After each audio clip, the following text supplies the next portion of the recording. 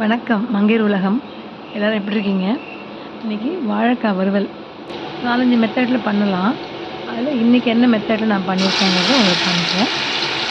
கொஞ்சம் இஞ்சி, பூண்டு, ஒரு 10 சின்ன வெங்காயம், அது சோம்பு போட்டு கீழே ப்ரெஸ் பண்ணி வச்சுக்கோங்க.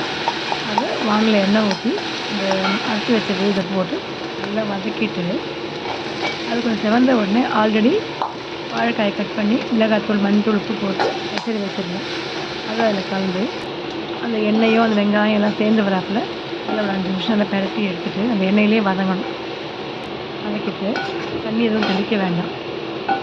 2-3 தடவை கிண்டி விட்டுட்டு அப்படியே சிம்மில் வச்சு மூடி வச்சுருங்க.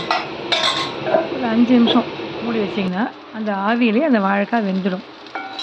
திரும்ப ஓப்பன் பண்ணிவிட்டு எக்ஸ்ட்ரா ஒரு 5 நிமிஷம் நல்லா கொஞ்சம் ஹைலையும் ஸ்லோலையும் மாற்றி மாற்றி வச்சு நல்லா செவக்க விட்டு எடுத்திங்கன்னா மொறுமொறுப்பான சுவையான வாழைக்காய் பொரியல் ரெடி. நீங்களும் செஞ்சு பார்த்து எனக்கு கமெண்ட் பண்ணுங்கள்.